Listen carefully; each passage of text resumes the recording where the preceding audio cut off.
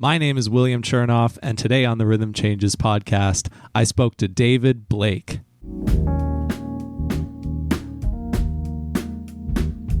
I can't overstate how much David has meant to Vancouver jazz as a guitarist who has recorded several albums and for booking music at a venue called the Tangent Café, a restaurant in Vancouver. It stopped presenting music during the pandemic and it never really got the send-off that it deserved, so we show some love to the Tangent years and his role in them, but we also go to a whole bunch of different places in this deep conversation. So, David, thanks for coming on. Before we get into Tangent Cafe stuff, we met back in 2013 around the release of your first album. And to me, you seemed quite experienced already at that time. But I realized I've never learned about your background before then. So take us back and maybe give a general intro to how you arrived at Vancouver Jazz. Well, I can say for sure that I was not very experienced then. And I'm not very experienced now. I remember. I don't remember how we actually met, but I remember the first time we played together. And I think I told you sometime when we talked kind of recently about that.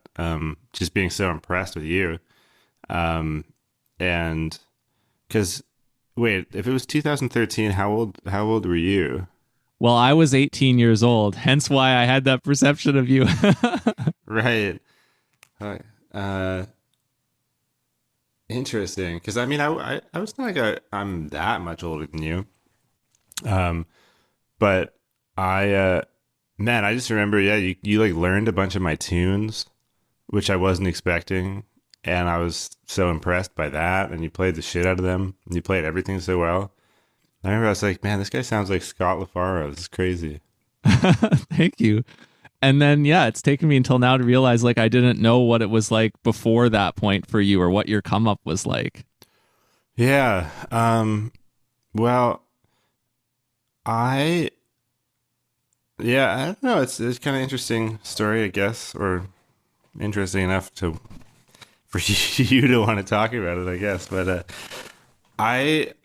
I got into music. It's funny because I wouldn't necessarily say that I come from a musical family, but I certainly come from a family who's always been interested in playing music. I mean, I remember my parents when I was a kid, they were both super into old time fiddle music, especially my mom, and she then and still plays piano, but she actually went on tour with a fiddle player a number of times and would like play these contra dance gigs and stuff like that.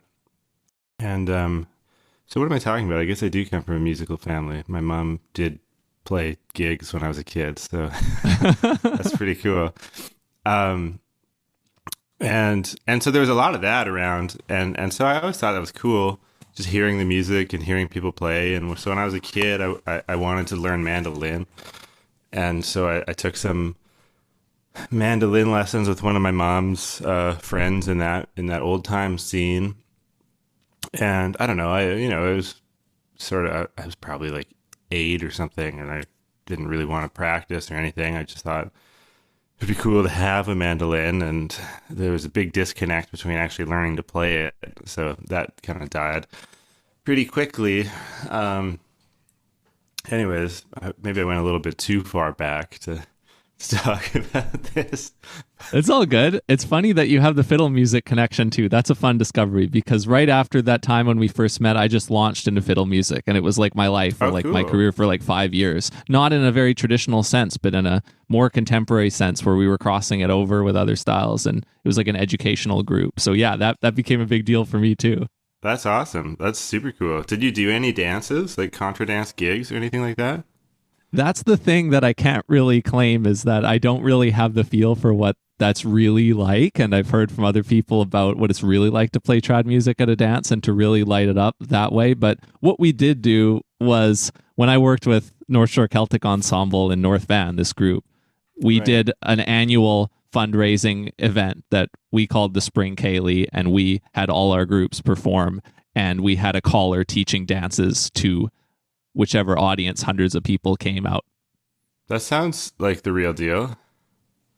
Yeah, I mean, it was starting from scratch every year, so it was always fun to see people learning them for the first time, or those who came back to try them again. But yeah, it wasn't like we were deeply immersed in the culture, but we were trying to do right by it. That's super cool. Yeah. Were you checking out the music too? Like getting into listening to it and Yeah, I took a slow process at that. I had my friend Kieran Lamb, who actually went to CAF as well, who I worked with there the entire time, all 6 years that I worked with them. We were there and we were applying what we knew, but she knew a lot more than me because she grew up on the Sunshine Coast with that culture. And so I learned a lot of tunes from her, and I got exposed to a lot of the artists, and we played as a duo a little bit too. And that's kind of how I played guitar for the first time, really, was I started playing little gigs on guitar. And we actually played at the Tangent once on a Wednesday night to bring it all around full circle. Oh, no right way. after we started doing that, we hopped into the Tangent, and that was one of the first times we got to play together. That's awesome. Was that something I booked? Well, okay, so here's the thing. To bring it towards the Tangent, I guess, here, there was this evolution, and really, I would love to just do it justice with you in this conversation because it so fucking deserves it. Like, it was Well, I such a appreciate home for me and you and our friends and our community. It was the place where we shared our craft for like 6 or 7 years. And that's a huge, huge deal. It deserves respect. And it didn't really get it because of how it unwinded with COVID. And we'll probably touch on different parts of that story here, but we're definitely wrapping up a really seminal thing, in my opinion. But to bring it back to just Kieran and I's little gig, like, it was on a Wednesday night, and that was the last thing to kind of roll out at the Tangent. That was in the last 2 or 3 years, maybe, that stuff was happening there when you were involved. So it started with, you can set the record straight, but I guess it started on the Thursday nights. You brought in the Sunday evenings at some point, and then also the Wednesday nights quite a bit later. And so if you were doing it all, then you would have booked us for that one. But how did that work out? Oh, yeah. So, first of all, I appreciate it. That the recognition. I know it was. I appreciate that it was an important place for a lot of people, and certainly the jazz community. And I was really lucky to be involved doing that in that way for a lot of reasons. But and it's too bad that it's not happening now. And I don't know what the future is going to be like, but. I don't, like I told you in an email, I'm probably not going to be here for it anyways, but, not that I'll never come back, but the story, I guess, is, you got it almost right. Very close. It used to be a place called Sorry Babushka, right? And there might have been an in-between thing. But that was like a long-standing kind of music venue in Vancouver that I admittedly never actually went to. But it was, I think for probably about as long as I've been part of music in Vancouver, I kind of knew about this Sorry Babushka place. And then years later, my friend and I think that first gig we did, Andrew Miller probably played drums, right? Yeah. And so Andrew Miller, who's a great drummer who now lives in New York, he actually called me one day, and I was like pretty broke, didn't have a job, wasn't playing very much, and Andrew was like, "Hey man, my sister's brother-in-law needs to hire some people to paint chairs for his new restaurant that he's opening." And I was like, man, I'll do anything. And so I got in touch with this guy, Nate, who's going to go over to his new restaurant and help him paint some chairs. And I ended up bailing on it because the day came and something else came up, and I was just like, sorry, can't make it. But I remember like that was sort of my first introduction to Nate, who is one of the two owners. Him and his wife Linda, Nate Coley and Linda Jimmy, were the owners, or are the owners, and so anyways, that was my first introduction. I never went, but you've sat in those chairs before, those chairs that I would have painted that are all pastel colors and nice. Yeah, they're whatever chairs. Anyways, I see those chairs and I think about that first time I bailed on Nate. But then at a certain point, Andrew started doing the booking at Tangent. Nate wanted music. His sort of brother-in-law or whatever was in that world, and got Andrew to start doing the booking. And so it started with Andrew booking Sunday nights. And Sunday was the original Jazz at Tangent. And it was I think it couldn't have been more than like a year and a half, maybe not even, before they decided they wanted to add the Thursdays. And that was, so Andrew was doing that. And it was only Sunday afternoons. It was like 4 to 6 p.m., I think. And it was cool. It was a great place to hang out. But it was starting, and it was, the afternoon thing, and like, no, I don't, obviously, I things changed a lot since he was doing it, but it was a great start. And then at a certain point, Nate wanted to add another night of music. And when I talk about the owners of this place, I'll mostly be referring to Nate, because he was the one who I worked with the most in terms with regards to the music stuff. Linda was like the mastermind behind all the kitchen stuff, and Nate was doing the stuff with me. And I'm sure Nate would tell you that Linda ran the place and Nate was just there, but they were both, but they're both amazing people. But anyways, they wanted to add this Thursday night, and Andrew didn't want to take it on. He just had enough with the Sunday, so he invited me to do that, and that's how it started. I was booking Thursdays, Andrew was booking Sundays, and that's how it kind of went for probably about a year or two, I want to say. But maybe I'd have to talk to Andrew about when he actually left. But yeah, it was probably about maybe a year of both of us, which is weird. And I mean, I'm so grateful for him bringing me on to do that, because that was, sometimes people ask me about like, how did you make it happen? I mean, people don't really ask me. You're kind of talking to me about it right now. Sometimes I imagine that people might be interested, but no, I've had people ask like starting music venues, and it's always a thing in Vancouver, right? Like people, as long as I've been playing music in Vancouver, there've been people complaining about how there aren't enough places to play, and I don't know if that's really true. It seems to me that there were plenty of places to play, but then there was this idea, like if you really want if you really want to do it, you got to like start something, make something happen. And I'd always feel kind of like, I hope nobody finds out that I didn't really make this happen. I just kind of stumbled into it. I'm not trying to claim that I started this thing. I just like was at the right place at the right time and started, got in that way.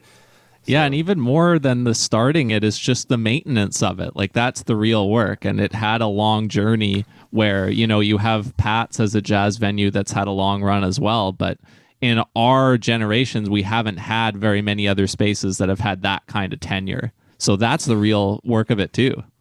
Yeah, I think you're right. I mean, it was, I think I told you, I think I started booking the Thursdays 7 years ago.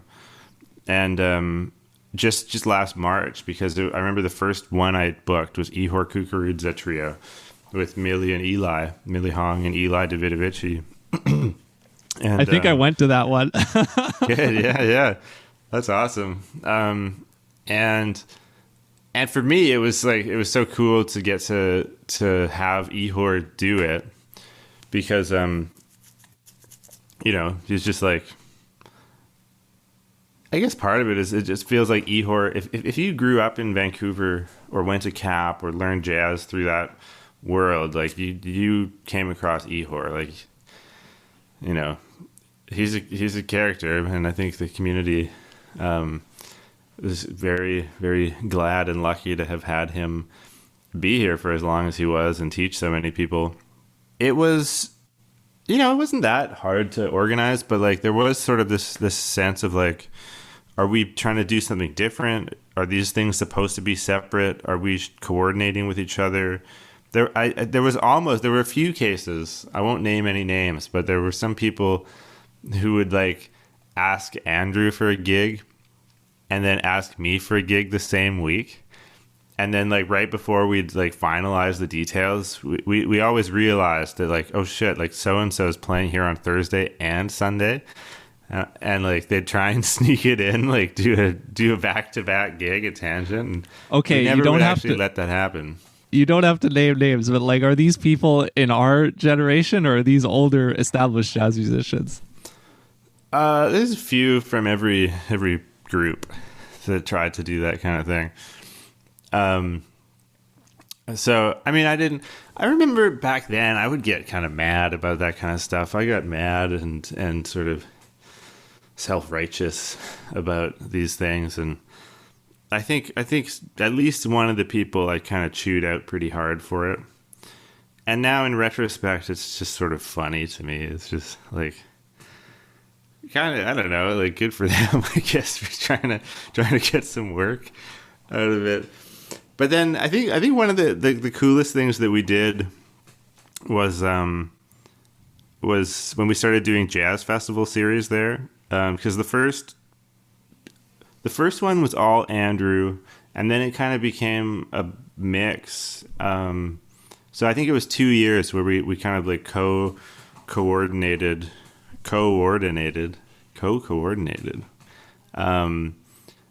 the jazz festival bookings, and that was fun too. And that was really cool to get to do that, because I think I probably did that for five times. 5 jazz, that's probably true. And that was fun. It was like one of the local club series things, right? So it was all Vancouver people for the most part, but we'd always have like Megan Gillespie would play pretty regularly as part of that because she'd be here, and almost always Too Much Guitar with Bill Kuhn and Oliver Gannon.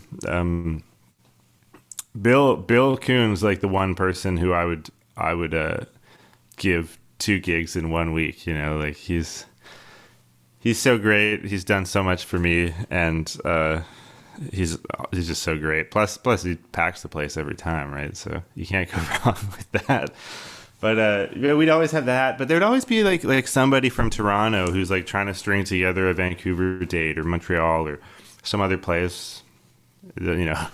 Toronto or Montreal or somewhere else, and that would always be fun too. I can't remember if they were jazz festival gigs, but we had Alison Au from Toronto a few times. Yeah, I saw that one.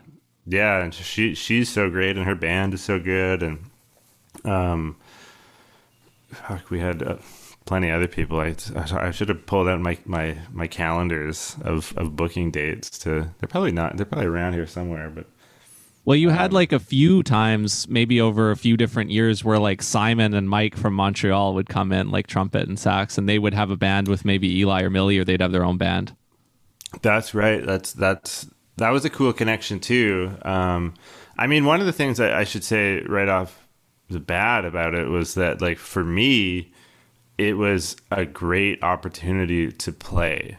It was like, I don't know if it wasn't for Tangent Café, I would have had like 4 gigs in the last 7 years,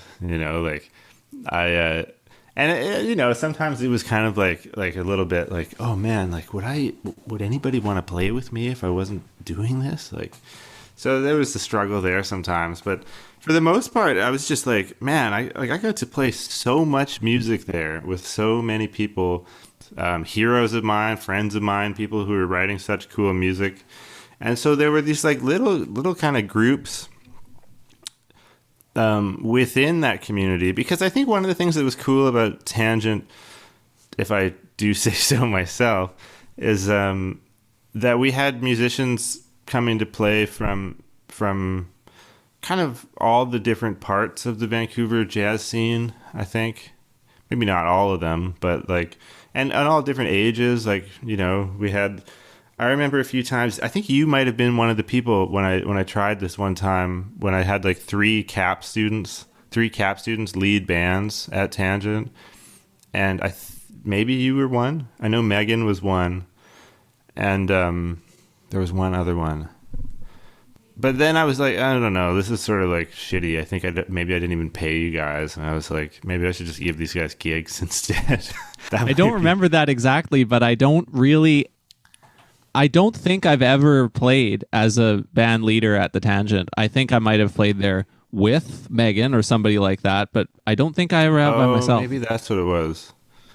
Well, in any case, whether or not you were part of that, it was like it was an attempt to sort of get this community, sort of like the student thing happening a bit more. But then, yeah, I don't know. At a certain point, I was like, let's just give these guys gigs. They're coming and hanging out. They're like, you know, Thad, Bailey Mize here all the time. Which, I mean, that's a whole topic to discuss. Thad, the great Thad Bailey Mize. Who we've both performed with a whole ton of times, and he's played on every recording I've ever made so far. That's awesome, man. You're lucky to have him. Yeah, absolutely. And he's lucky to have you too. It's great. So yeah, but we'd have like, you know, like really established people like Steve Kaldestad and Corey Weeds and Jody Prosnick and like I said, Bill Kuhn, John Gross played there. I mean, I thought it was so cool to have John play there a bunch of times. I mean, I could just list everybody in Vancouver, right? But like all these guys, like Brad Turner has played there so many times, and you know, Brad, that's a whole section to talk about too. But we had so many kind of things that would come together. But for me, one of the coolest parts was well, you mentioned the Montreal guys, and I thought that was neat because there was this, I don't know what the nature of this is, but like I guess enough of these guys from Vancouver went out to McGill at the same time.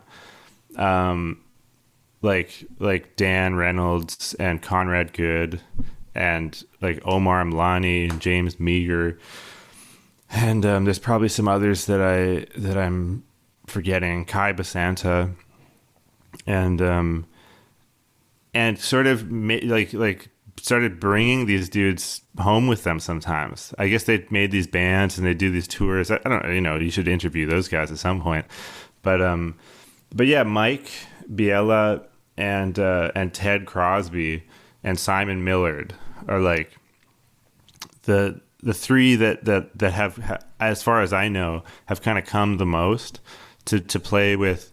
Well, like Ted has his band with James and Omar, Braveheart. I don't know if you ever heard them, but that was a beautiful band. And they'd play with Cole Schmidt sometimes, and Cole, you know, I don't know if you know Cole very well, but he's like another important jazz fixture in sort of like organizing this stuff. He's done so much for the community in that way. But you look like you've got something to say. Yeah, I so wanted to jump in there, but I also didn't want to cut you off. But I mean, I have always thought personally, and maybe said to a couple friends, that if you wanted a really kind of reductionist kind of view from a bird's eye of Vancouver jazz over the 2010s or like over the last 5 years or so, I could say that like almost all Vancouver jazz has run through like one of three people: Corey Weeds, you, and Cole. Right. Yeah. And it's not far off in a certain sense. Totally. And I think like behind like there's so many people. I think like Lisa Miller has done so much with her various projects and venues and ensembles and stuff, and I don't know who's behind all of these different things, but yeah, in terms of, I don't know, like if we wanted to sort of talk about the sort of straight ahead jazz world, a lot, like if it wasn't for certainly Corey Weeds, I don't know what experience I would have had with jazz getting into this music. I grew up so close to the Cellar that I could go there all the time when I was first getting into the music. And then with Frankie's and everything that he's done, there's just so much music that I was exposed to, that I got to see, that I wouldn't have had the opportunity to otherwise. And so, Corey, I just think, a lot of people have something to say about Corey, but I think he's just done so much. And yeah, Cole, one of the cool things that Cole did, and this is kind of where I became friends with Cole, was when he was doing the booking at El Barrio, which, and I might be totally wrong about this, but it seemed to me like El Barrio existed at a time when everything else kind of just went away. Like I think it was sort of around the time like the Cellar had closed, the Lieber Room hadn't closed, but the sort of what was going on there seemed like it had changed a lot. I think maybe 1067 had closed, the original one. I want to jump in and I want to dig in on this a little bit, because I think this is super important. I've had my own conversation about El Barrio, which was at a place that is now called Excite Bistro and Grill on East Hastings at Nanaimo in East Van.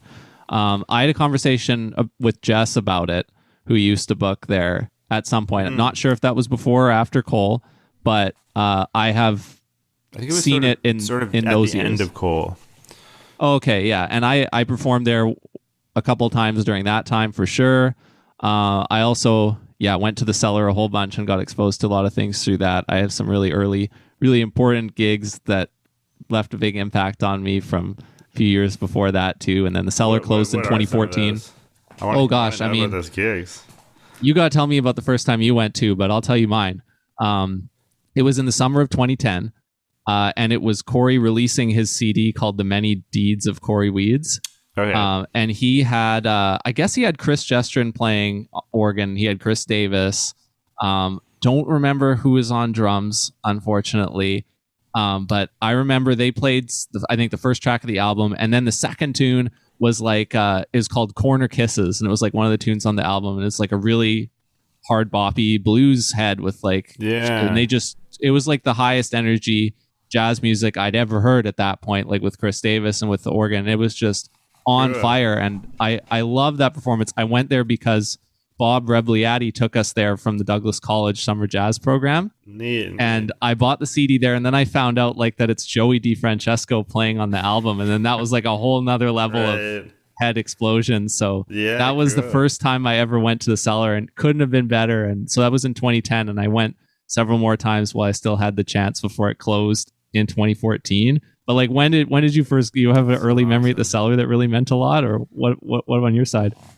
Yeah, I mean, like, it's cool. I love that your impactful memory is like a local band too. Like, because I certainly remember some bands that were like out of town things from there that were really great. But yeah, it was the local stuff. I mean, the first time I ever went to the Cellar was to hear Bob Murphy play piano with a drummer from, man, yeah, I remember this so clearly because it was the first time I'd ever heard jazz, like gone and seen people play jazz. At least the first time I was like doing it out of my own free will, you know. And it was this drummer from, and at the time my mom was taking piano lessons with Bob Murphy, and he was, it was this drummer Sandra Dominelli, who's from Edmonton, I believe, and a bass player also from Edmonton, Mike Lent.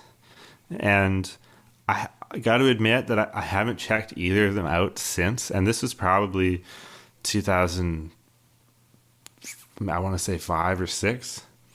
And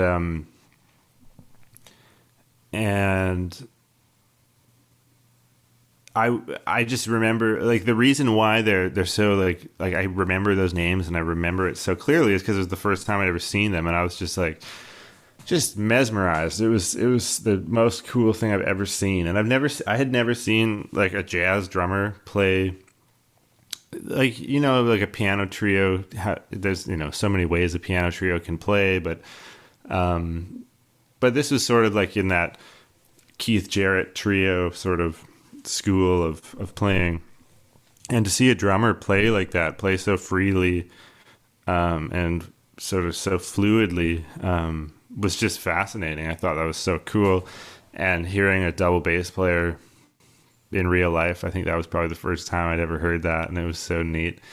And Bob, I don't know if you got the chance to hear him play much, but holy shit, man. I have a friend, Jenny Zhu, who went to New York as well, who studied with Bob and was definitely big influenced by him when she was growing up in Surrey and Metro Vancouver. And she studied with him? That's awesome. Yeah.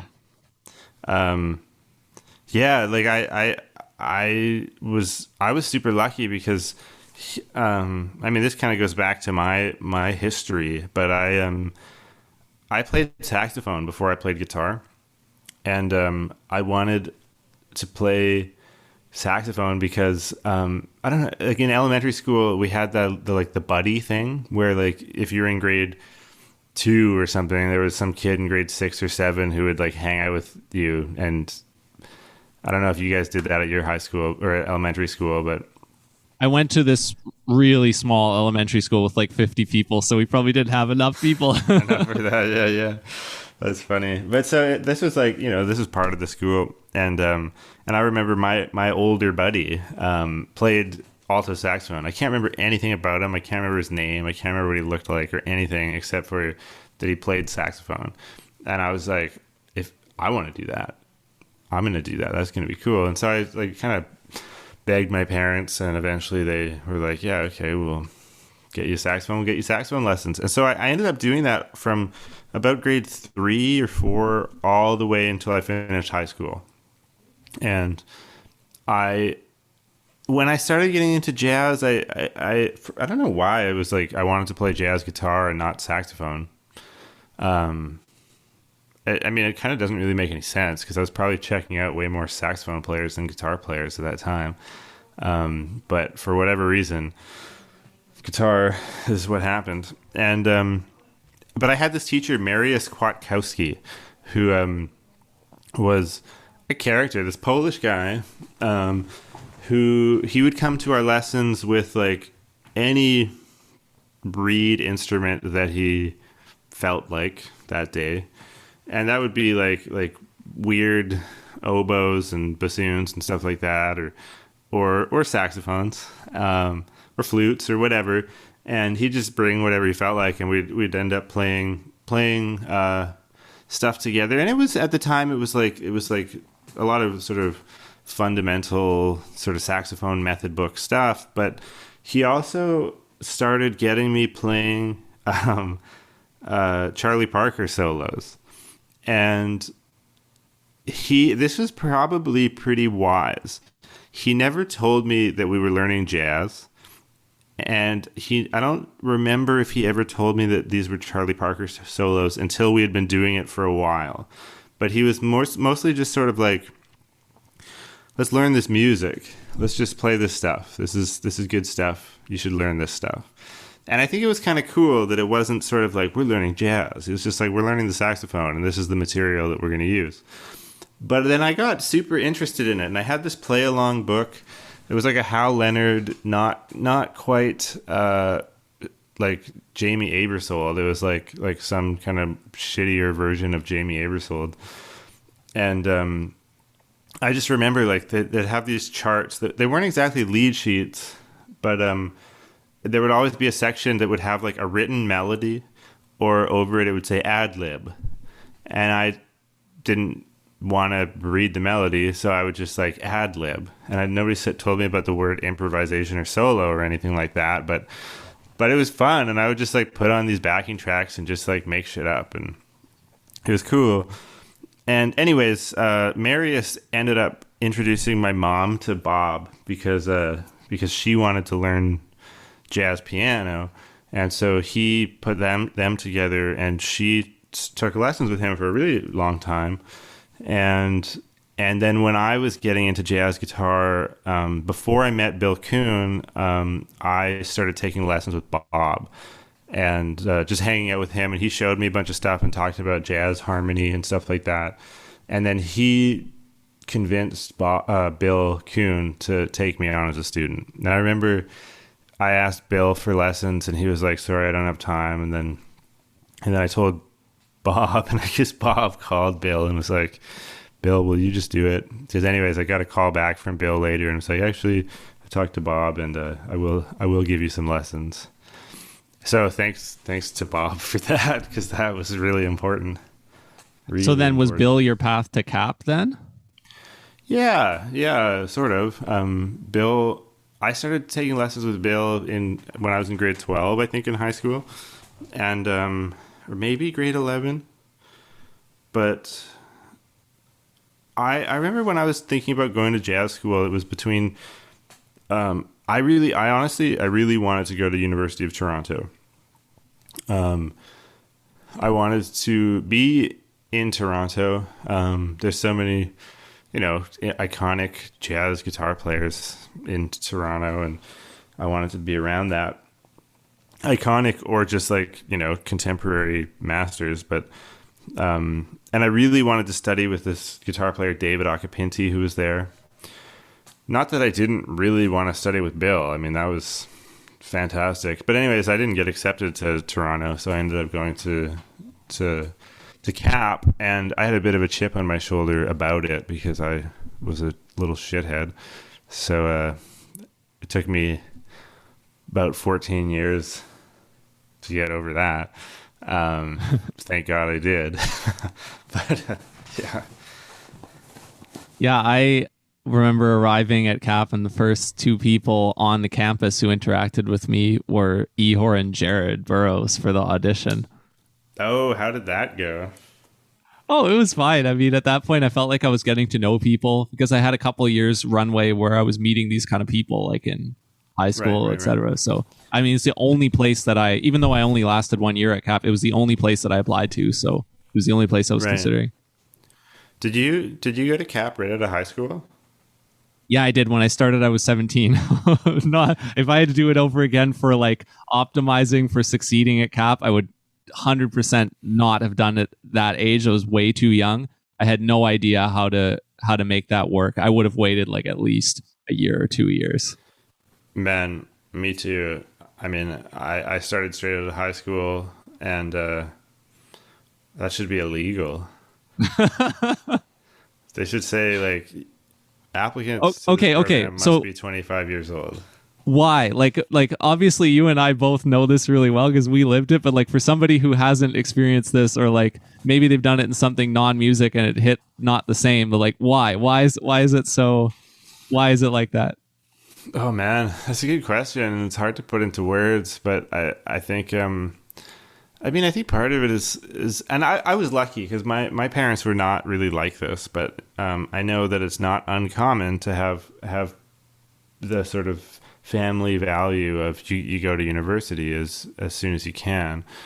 But I think that music school is, not that I've been in any other university program, so I could be totally full of shit.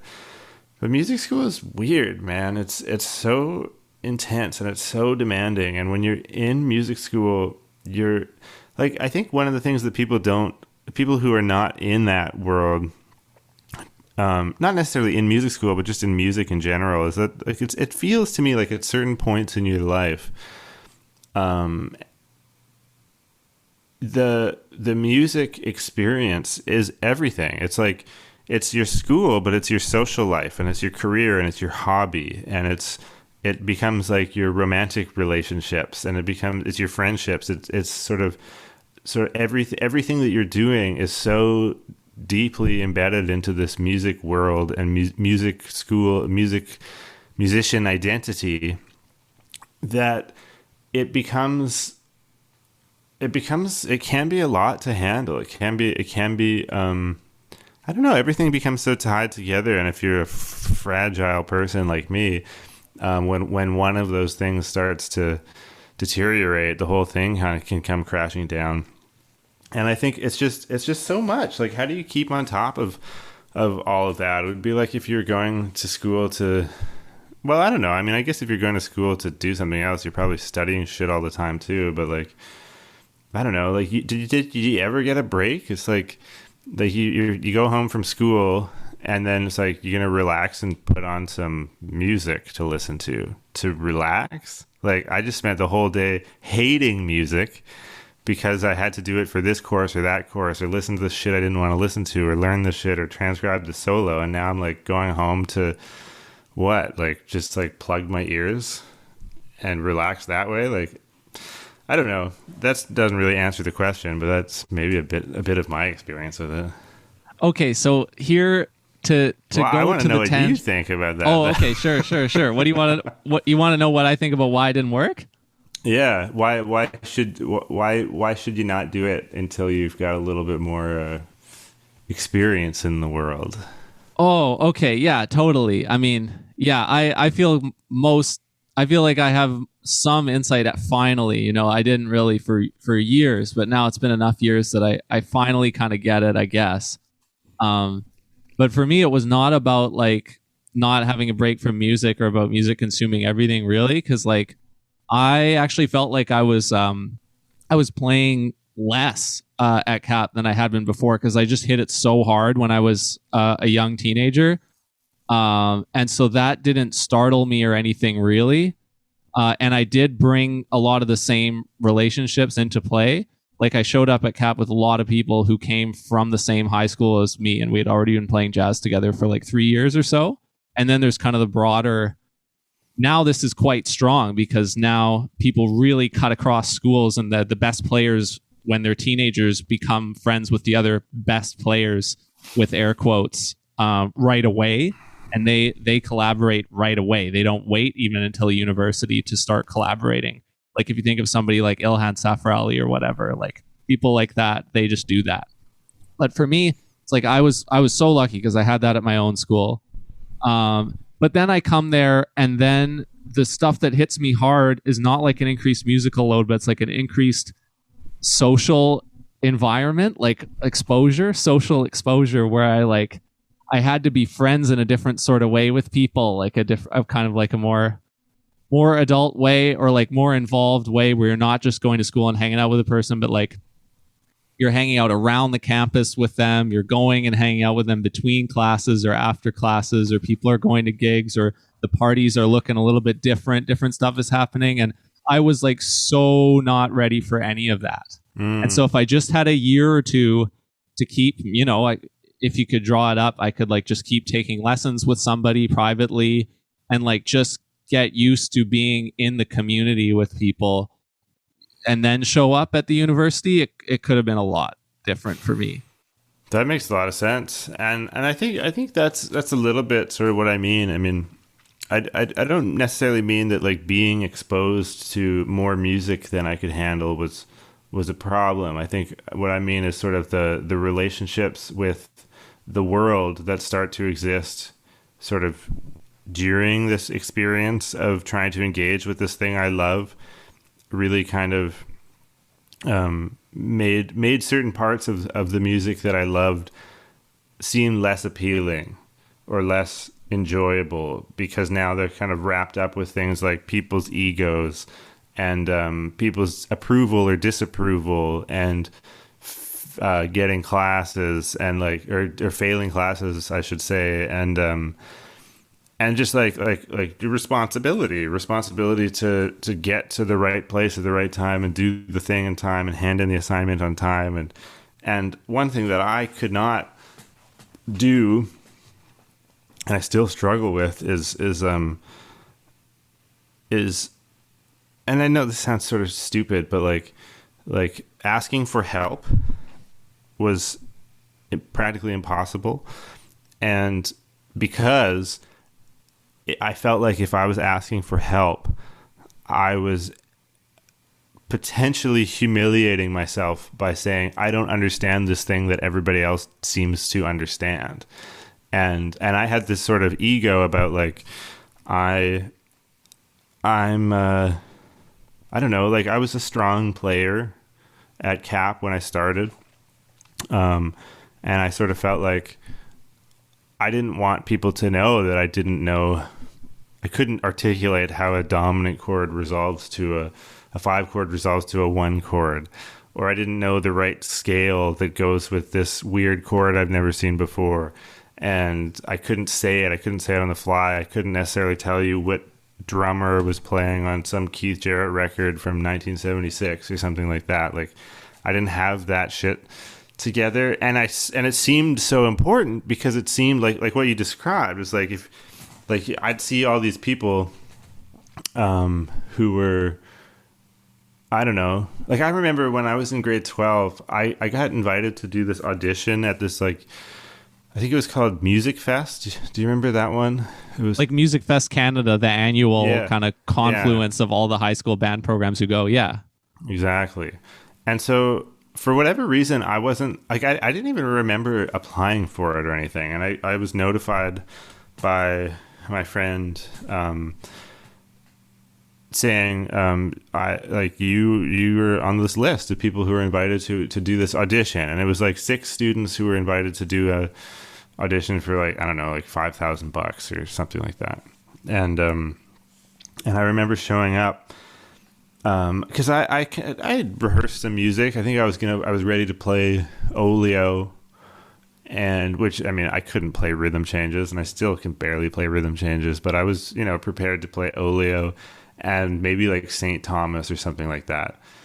This is like Sonny Rollins. Well, here you are on the Rhythm Changes podcast, so there you go. Yeah, exactly. I guess I've grown up. But I just remember showing up, and like everybody else who was doing this audition were these like child prodigy kids. Like, I don't know if you know like Eli Bennett or Adam Arruda. And like Adam Arruda, I think he's from Toronto. And now I see like he's in New York playing with like Kurt Rosenwinkel and shit like that. So at the time, like I remember showing up, and these kids were just, it's like going to the gym, and everybody else is like this enormous fucking Arnold Schwarzenegger type, and I was just like a little toddler. And I just remember, like, as soon as I saw this, I some of the people who were involved in this, who were like the same age as me, just like were kind of mean to me about not being as together as they were. And like, I remember somebody asked me, like, what are you playing? And I was like, I'm playing Oleo. And they laughed at me. And so I was just like, oh, fuck. Like, I'm such a loser. Anyway, okay. So like, I think when I went into music school after that, I was like, oh shit, this attitude exists everywhere in this music. Like, not just among these child prodigy people, but perfectly mediocre, or like, I don't know, it's like we're all fucking 18, 19, 20. It's like, it's okay to suck. It's okay to not be a brilliant musician. Like some people have this whatever aptitude for learning this shit really fast, but like for most of us, it's not easy to get it together. And if you want to do it, that should be enough to just like make you do it. But I remember like so many times just feeling so awful about how little I thought that I knew. But I was just completely incapable of asking for help. And I remember in these classes that I was taking, like in my first year of CAP, I failed ear training, class piano, and theory. I can't remember what the class was called, like the first year harmony, figured bass, and stuff like that. And those are like the big three classes, right? Like these are like, you need to pass these classes to do anything else in the program, pretty much. I failed all three. And the reason is because once I started doing poorly, I was so embarrassed that I just stopped going altogether. I didn't ask anybody. I wasn't like, hey, Mary Jo, can you help me? Or anybody else. I was just like, fuck it, I'm out of here. And I started skipping classes, and then things got worse and worse, and then I started feeling really miserable about that. So I had no ability to handle that situation at that time. Of course, like as we're talking about this, I'm like, yeah, but dozens of other people did. So like, it's not like every 18 or 19-year-old or 17-year-old in your case couldn't handle it, but I couldn't. And so if I had started later, I think I would have had a way, way better chance of succeeding in that program at that point. So I basically did the same thing, but socially. I couldn't handle it because I felt like I couldn't hang out with these people because they didn't like me for some reason, and because I didn't know how to interact with this community that was so tight. And that's why I did the same thing. I stopped going sometimes, and then eventually I just let that slide into zero. I just let it go to zero, and then at the top of the year in 2014, I wasn't renewing at that point anymore. Yeah. Mm-hmm. Yeah, it was. I mean, and I think, like, I don't know. You know, there are people who obviously do it and succeed, and there's some people who do it in 4 years, which is remarkable to me. Shout out to Johnny Tobin. Did he do it in 4? Man, he's a cool example. I mean, I think like he seems to really have a lot together too. You know, like I met him maybe 10 years ago when we were both in high school, and big influence on me. He's been through a lot of ups and downs too, but he's really, you know, it's just these people. I think this way about you too, to be fair, but like these people who just find their own sound and then they just live in that sound, and then other people engage with their sound and it just sounds like them. Like he's done that and you've done that too. And like I hear your sound as like a big thing of part of the tangent, even if you're not on the bandstand. Well, like I hear that kind of music that you play just comes through there. Like if the Montreal guys come in, I hear how it sounds like you. And you know, Thad is collaborating with you remotely now, and like when you play with him. And the last Tangent show I went to before COVID was on February 29th, and it was Thad, and you were playing with, I actually can't remember if you were playing with him or not. Maybe it was just Brad playing keys and it wasn't you. Were you playing with him? It was me and him. It was you. And I think, was it Millie and Eli? Yes, that's right. And so it's all, to me, it's like, it's not just 100% you and your sound, but it's like that's your vibe, like that you were part of something. That. Totally. I think yeah, it's funny. I mean, it's funny as we're talking about this because I know that you I know you're trying to interview me, so I shouldn't be asking about you. But go ahead. We messaged a little bit a while ago about you kind of removing yourself from the jazz scene here for a bit, and you know, you told me a little bit about why, and it was, you know, I felt for you, and it was an unfortunate thing because I just thought you're such a strong player, such a beautiful player with so much personality, and you're playing already at like, what was it? You said 18 when we did that gig, and I don't know. I just, you know, it was just, that was so cool. But it makes me think too of this thing. Like, I remember a few times in my life where I sort of had the idea that I might that I might stop playing. Not stop, but like not really pursue it in the way that I thought I was going to.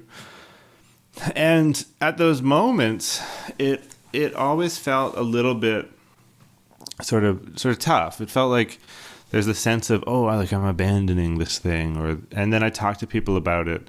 But like the most recent one was maybe 3 or 4 years ago, when I started getting really obsessed with stop motion animation. And I don't know if you saw any of that stuff that I had done, but I got so obsessed with it.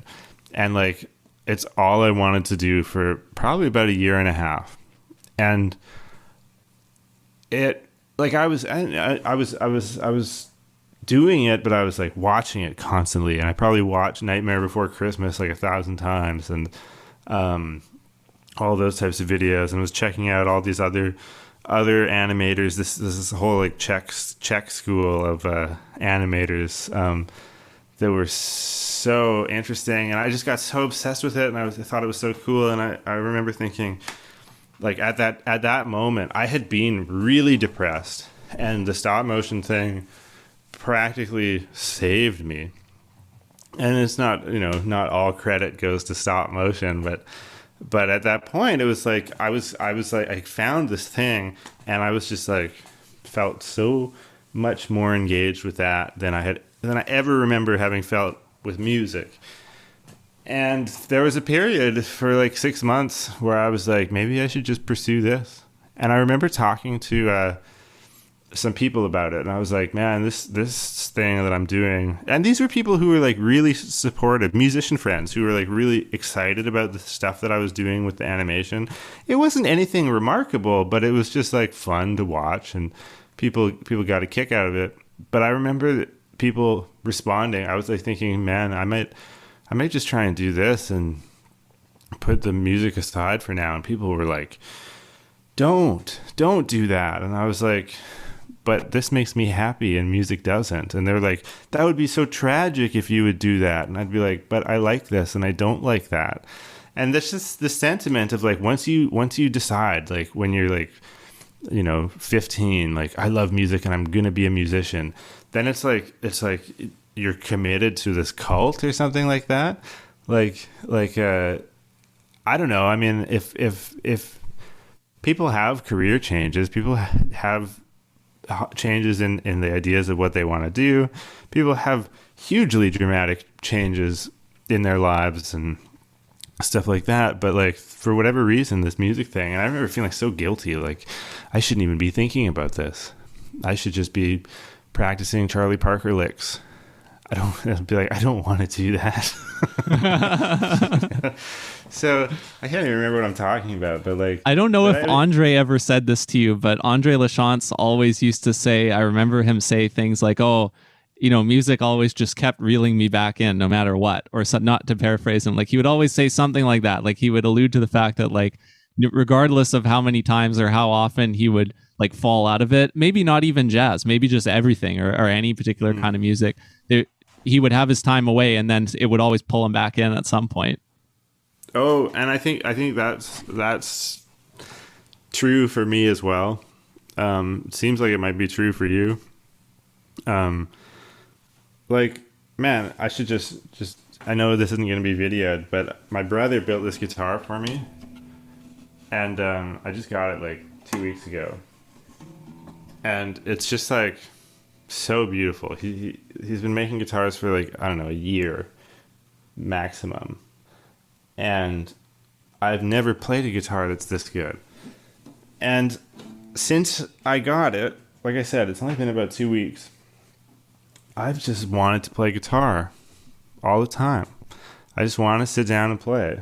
I look at it and I'm like, fucking, let me play you. That's so funny. I know I listened to my friend Justice, who has a podcast called the J Pod, where he interviews Vancouver musicians. He was talking to Jasper Sloan Yip, indie musician around here, and if I remember correctly, Jasper was talking about how like the most important thing for him in terms of musical inspiration, to paraphrase him on that show, was like, it wasn't about what records he was listening to or what shows he had been to or anything he had been exposed to or whatever. It was about instruments. It was like whenever he got a new instrument, and just the physical sensation of that new thing was like what inspired him the most. And so like it was always really important to him to have his favorite instruments like close by, and to get a new instrument that's almost like you write a new album when you get that instrument, he was saying.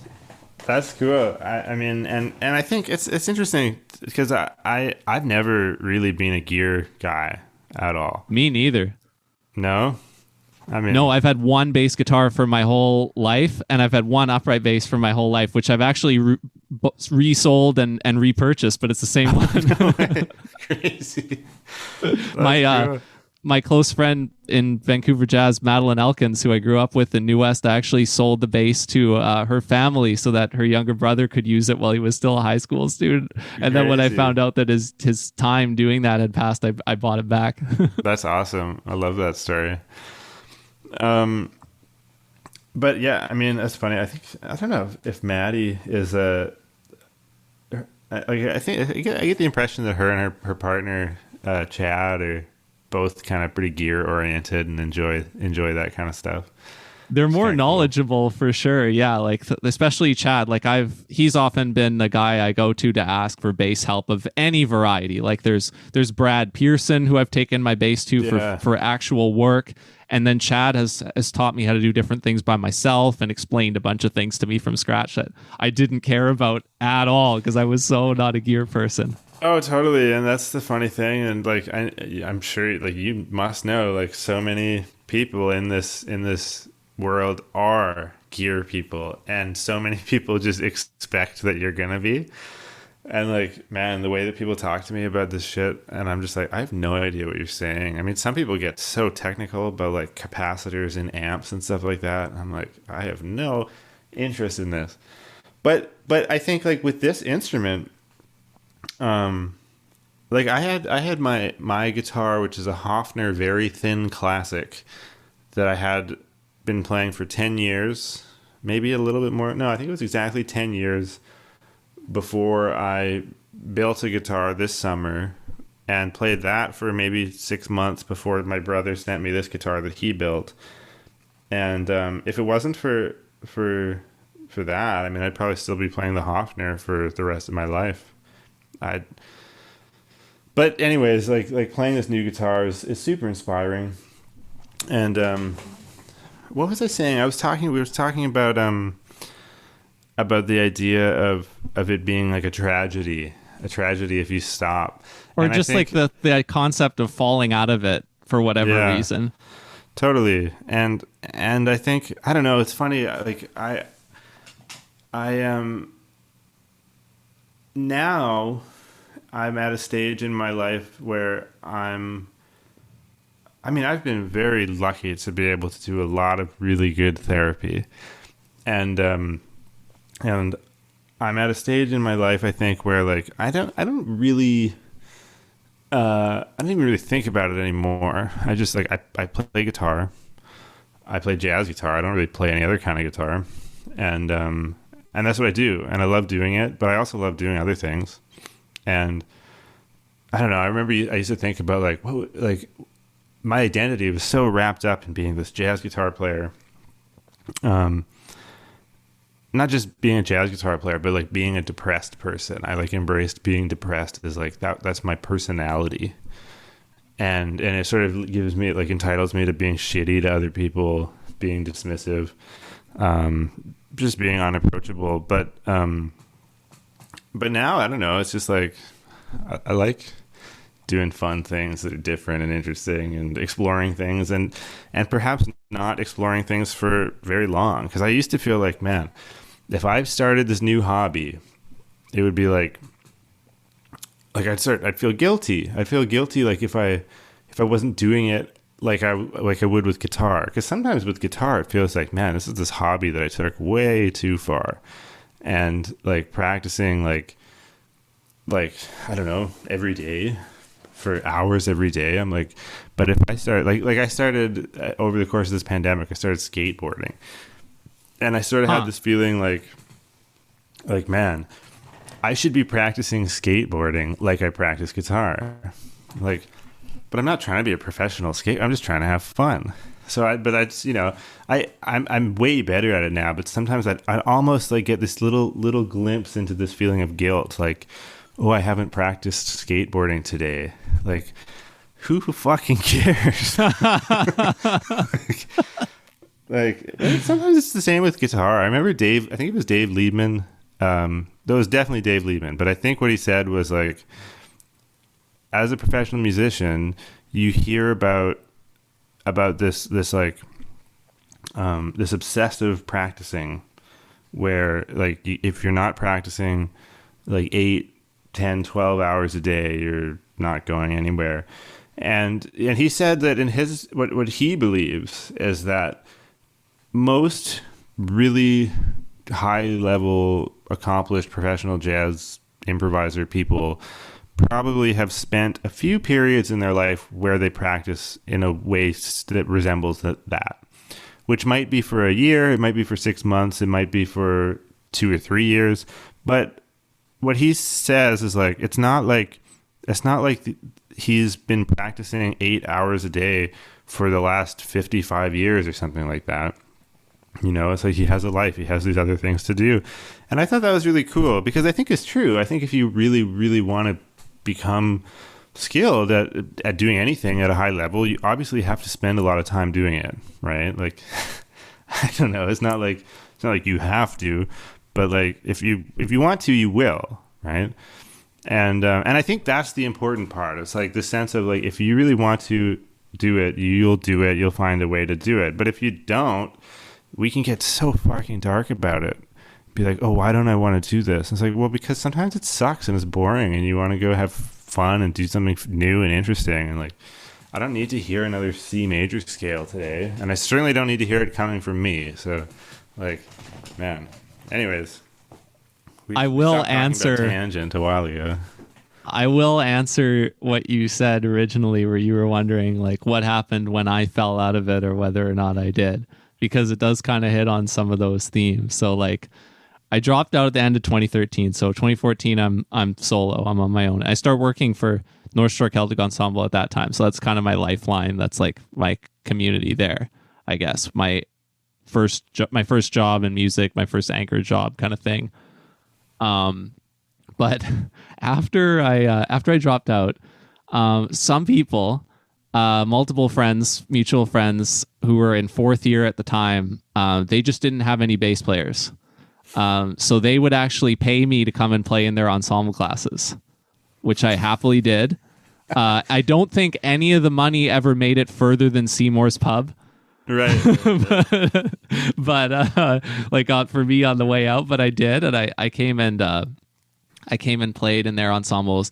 And so I actually think the Liebman thing when he came to Cap, I think that happened at that time.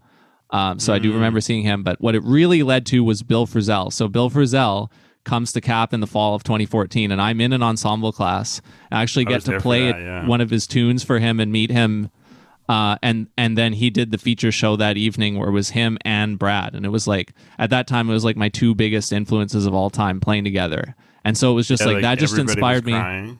Yeah, it just inspired me so much that I wrote the tunes that were on my album after that. And, I had one recording session, but then I kind of butted up against it because I was just trying to do everything I could at that point, and I was in concurrence with being in these people's ensemble classes as a guest that they graciously welcomed. I also tried to do as much of that stuff as I could, like go to the Bill Frisell thing, and like I guess I went to too many things, and so the people who were in charge kind of had to tell me like, hey, don't come to any more of these things unless you're going to enroll again. And so at that point, I was like, okay, fuck this. I'm going to Europe, on my own. Oh, cool. Yeah. Which I did. And then, that didn't, that was really interesting, and I'll never get the chance to do a solo trip like that again. And that's when I really fell out of it at that point. I just totally forgot about all the jazz stuff that I had been doing. And then I came back, and early the following year, I got a huge break when I met a guy named Gabriel Dubroy, who I started a band with, Early Spirit. And that was like my main band for like 3, 4, 5 years. And I also met Anna, who is my future spouse. Like those things both happened in early 2016. And so that really was like, okay, now I'm doing something. And it took me a while, but then I got back into the community on the legs of that. And eventually I even revisited that old music that I recorded and I released it as an album last year, finally. Right. Yeah. That's cool. I mean, and I like that's really interesting because I think you definitely sounds like you kind of gave it a bit of a chance, whether intentionally or not, to sort of to leave the music if it needed to, and it still came back, and it sounds like a much more positive way. Yeah, I mean, like those are kind of the missing years, like that I could have used back then when I was trying to learn, like when I was showing up in the university scene and stuff like that. But to bring it all full circle, because like I could keep doing this for hours, but like we've got deep on this one. It's been pretty cool, but we've been here a little bit, so I'll move to wrap over the next little bit here. But like to bring it all back into the Tangent Cafe, it's like the thing that made it so special to me and why I would go out of my way to say that that's like the seminal place is because a lot of these challenges that we were talking about the negative things that we were feeling regarding what it was like to try and learn this music and fit into this way of learning and education and stuff, and like trying to come to terms with it all. Like the Tangent was like the main place where like when I went there, it really felt like all that stuff just evaporated when I walked in that door. And like when I was there, it was not important at all, any of that shit. And it was like, and shouldn't be, but like that was one of the first places, because it started up and you and Andrew started doing it right when I was like 19. It was like the first place where I could walk in and see the people in my community. They're the same people, but it's a different environment. And it feels like that shit doesn't matter, like it shouldn't. And then there's a place, then you can actually just hang out with them and have a good time and enjoy it maybe the way that it should be enjoyed. So that's why it was so meaningful to me. Well, man, I'm glad that you felt that way about it. I did too. I mean, for me, it was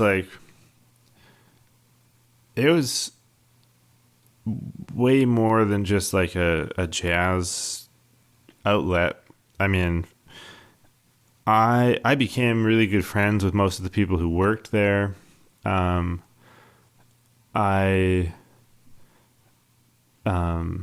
spent a lot of time there, when there wasn't music. But yeah, a lot of those people who worked there became important friends. The music for me was like I got to play. One of the things that I did for myself was I set up this like once a month, mostly the first time of every month, I would play trio with Joe Poole as much as possible, because Joe, and what can I say about Joe Poole? That like amazing, brilliant musician and human, but and for at first it was with Eli Davidovici, and I loved playing with Eli, and we played a lot. And then when Conrad Good moved back here from Montreal, I started playing trio with Conrad, because I've been playing with Conrad since we were both in high school, or at least I was in high school, and maybe he was in first year at UBC or something. But in any case, yeah, having the opportunity to play trio with those guys, and just to play with Joe as much as I did, was so great. And I wrote a lot of music that we would play, and there were various subs that would come in. I mean, got to play with a lot of different bass players and drummers playing my music or playing standards or whatever. But then the other bands like Thad Bailey Mai's band that emerged from Tangent, and Megan Gillespie's band, which, I mean, Megan's doing so many different things now, but we played a lot. But Thad's band, man, holy shit! Like getting to play Thad's music with him so regularly, like that's probably like the one band that I'm a part of that like has just been a band for maybe 5 or 6 years now, and there's been a few people, but mostly it's been Eli Davidovich on bass, and we had Miles Wong was playing drums, and we had Joe Poole play drums, and Bernie played Bernie Arai, and mostly Millie Hong playing drums, and that, I mean, like, I learned so much about playing guitar from playing Thad's music, and I'm making a new record in like 3 weeks. 3 weeks. Holy shit! When Thad's gonna play trumpet on that, so I'm really glad to have him play some of my music. That's gonna be really cool. So yeah, but like having the space at Tangent was great. I mean, I met Aline Vieira, who is my partner for year, a little bit over a year, and even though we're not together now, she's still like super important person in my life. And you know, she just happened to come to Tangent one day, and which was, you know, fucking awesome. But and then other people that were like not musicians who would come and hang out down there, and the fans were such an important part of it. I mean, like you know, like Vincent Lim and British guy Rob. I don't know his last name. Other folks who would come in and out. It was so cool. It was so cool, and like all the young people coming, like seeing you hang out there, seeing like Ben Frost, Parker and Miles, Parker Woods, Miles Wong. I mean, I would be remiss if I didn't mention Natasha D'Agostino coming and singing there, because she was like the best singer on the planet, and her music was just so fucking awesome. But hanging out there, being a part of that scene, and like being there so much, she was probably there more than anybody because she just loved being a part of this scene and this music so much. You'd see her like come and bring, like, some band would be playing, and she'd be sitting doing her like counterpoint homework while she listened. But like hanging out with her and Chris Fraser there, and Andre Lachance. I mean, Andre spent so much time there. We'd hang out at the bar, sit, shoot the shit, and everybody. I remember like Tony Wilson would come and play, and like every guitar player, Alvaro and Tom Werrett and Dave Sekula and Cole Schmidt, like everybody would come and hear Tony. So that was always fun. At a certain point, we added the Wednesday night things were happening, but there was this kind of like somebody was booking them, and then this guy Tyler Boissonneau was doing the booking on Wednesday, and unfortunately Tyler left in pretty weird circumstances. But then I started booking the Wednesdays, and I got to meet these bands who were playing this music that I didn't know anything about, like bluegrass. My favorite band, probably from maybe even of all the bands at Tangent, was the Lonesome Town Painters. Yeah, you ever hear them? I've heard them at a few folk festivals. Yeah, man, they were awesome. They were super cool. But it was great, man, and just like seeing all this music happen all the time. Like I used to go there and get fucking wasted, and then like fall asleep in my car and drive home the next morning, which was a pretty dark period of my life. What's the Fat Tug count all time? How many is it? 3 digits? I had, man, those ones, like I don't know if I could have more than one Fat Tug without feeling pretty horrible. But no, that's not true. I used to put those down. I you know, because I had my, man, I hope Nate and Linda don't listen to this, but like I had my situation with them was that, like, I mean, the drink situation was that I would get 2 complimentary drinks for whatever night I was there, and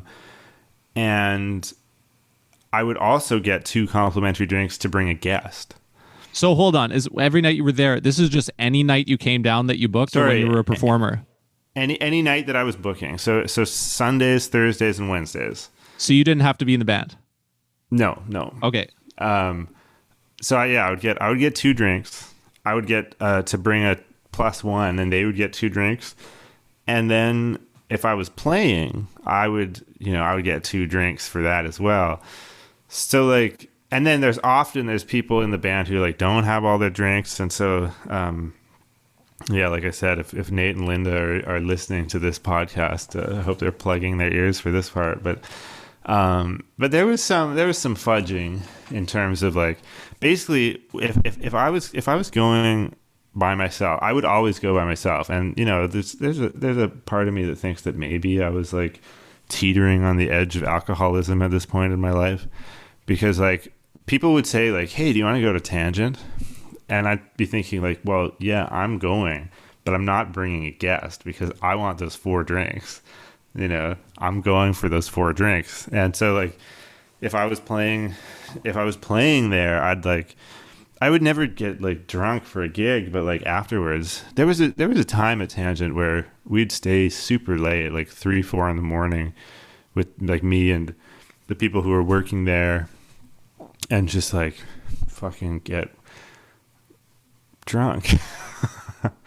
And so I like that was a thing too. But there was also there was a brighter and healthier point in my life where it was just fun to be able to go and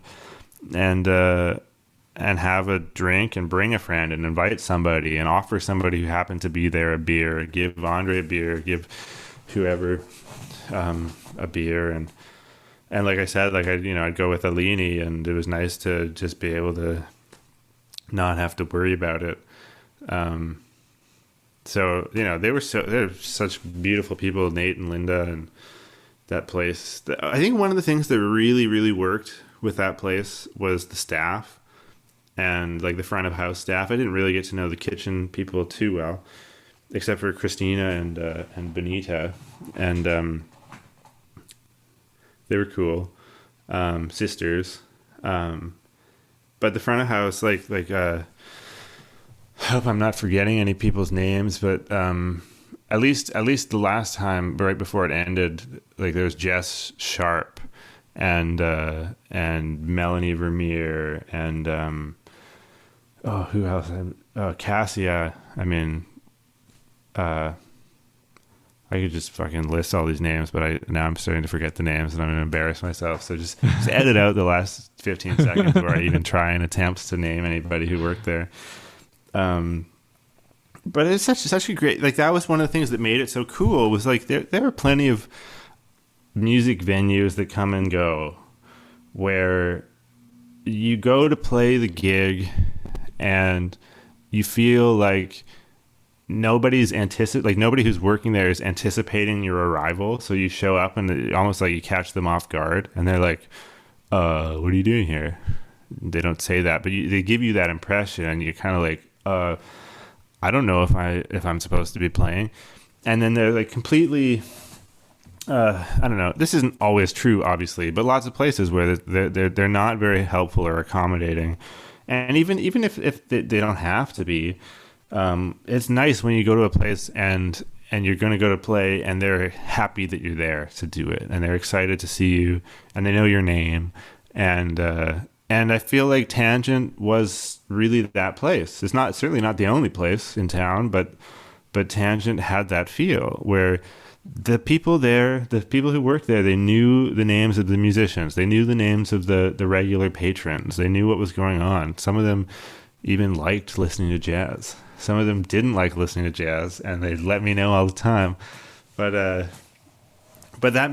sort of makes it so smooth, right? It just makes it more fun and more welcoming and cool.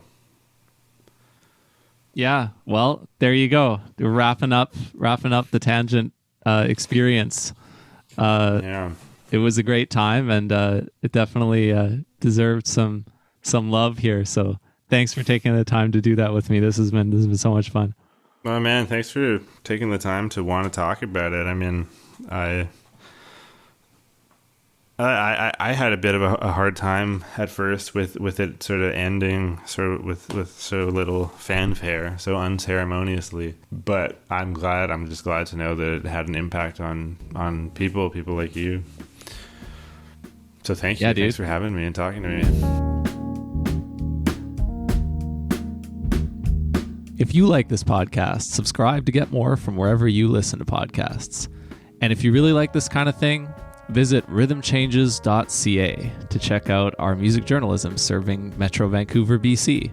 To support us directly, visit patreon.com/rhythmchanges or click the Support Us button from the homepage. Thanks for tuning in, and we'll catch you next time on the Rhythm Changes podcast.